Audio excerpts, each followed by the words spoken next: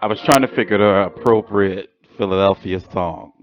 So we had to go with some Bruce Springsteen from the Philadelphia soundtrack with Tom Hanks and Denzel Washington. I'm T-Street Controversy. This is T-Street Controversy Live, and it's fight week. I'm going to be up in there. We're going to be covering this fight. I don't know exactly which event I'm going to be going to, but I'm just going to be there.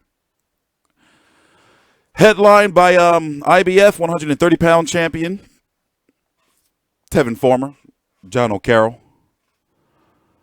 28-4-1, 6 KOs.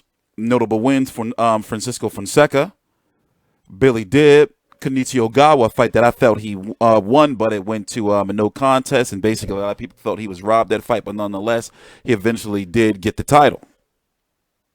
Ivan Redkach, forgot how to pronounce this guy's first name.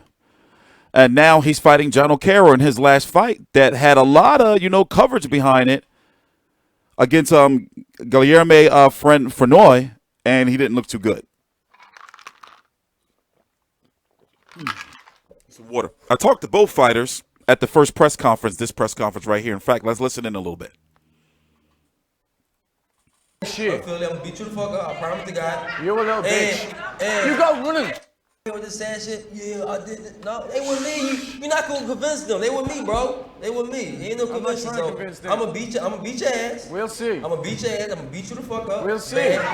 You ain't gonna do shit. I feel like I'm gonna beat you the fuck up. I promise to God. You're a little bitch. You go running on your boy. That's all you can do. Listen, we'll see. Listen, shut up. You see, you've never met an animal like me in the ring before. Let me talk. I'm a man like you. An animal like me, he said. I mean, no disrespect to John, but he's got 3 KOs, And Tevin Farmer has been, Tevin Farmer is one of those fighters that over time he has grown. So you can see, for example, I was surprised at his inside, as his inside ability to box. I was up early in the morning when I covered him versus Billy Dibb over on ESPN Plus. And, he was putting a body beating on Billy Dibb. And then what he did to James Tennyson. And, I was concerned, each of these fights, I've been concerned, bro, you're supposed to be a mover. And moving around and, boxing and being a slickster. But he proved me wrong and showing, that his body, and his inside attack and uppercuts, he can knock you the fuck out. So when it comes to Jono, he's never been stopped before, correct? Does he have the Irish chin? And will he be told to cut his beard? I talked to him. He said, he's not going to have to cut his beard. Will Tevin Farmer being the champion have a change of heart, especially with the, Pennsylvania State Athletic Commission? Will they allow, who knows? The card right now, I'm looking forward to Katie Taylor versus Rose Volante. I watched, this is going to be for the IBF, WBA, and WBO 135-pound women's titles. I got a chance to watch Delphine Persoon versus Melissa Setville. That is the WBC championship. And many are hoping that after Katie Taylor versus Rose Volante, many are predicting that Katie Taylor will win. But Rose Volante can fight. But remember what happened with Wallstrom. So I'm wondering, she can fight too, but she just got demolished. You see what I'm saying? So ideally, hopefully, the winner of this fight, Katie Taylor versus Rose Volante, we can get, one of them, hopefully Katie Taylor versus Delphine Persoon in the UK. And even if they try to bring it over here, maybe on the undercard of Canelo versus Jacobs, which Katie Taylor is heavily rumored to be on. And I think Eddie Hearn may have hinted at it or said that that's, what they're going for, depending on what type of night she has against Rose. Then Gabriel Rosado versus Maciej Sulecki. Many are predicting if Gabriel Rosado wins, he's likely going to get a shot at Demetrius Andre, because many predict that Gabriel GGG Golovkin is not going to be fighting Andre in his first fight. He's actually having a press conference 5 hours from now that we're going to be covering here, streaming on the channel. So for you to know, it is 11:42 a.m. Eastern Standard Time, Monday, March the 11th, 2019. I'm T-Street Controversy. This is T-Street Controversy Live. You dig? So, what was I saying?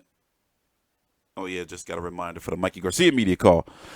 So, you know, Gabriel Rosado, also one of those fighters, despite the fact that he's been losing a lot of fights, he's it's hard to explain. You know, he's got like a cult following, and he's one of those fighters, no matter what, he's always going to be in good fights. They're always entertaining or they're always controversial in some way. Like he did very, very good against surprisingly well for at that time of being a legitimate 154-pound fighter against Golovkin, but his face didn't hold up. So since then, he's had that scar tissue taken care of, and he's been doing really, really well. Now, we're going to do individual videos on all these because tomorrow, as I said, is the media workout, so it's going to be a very busy day for me.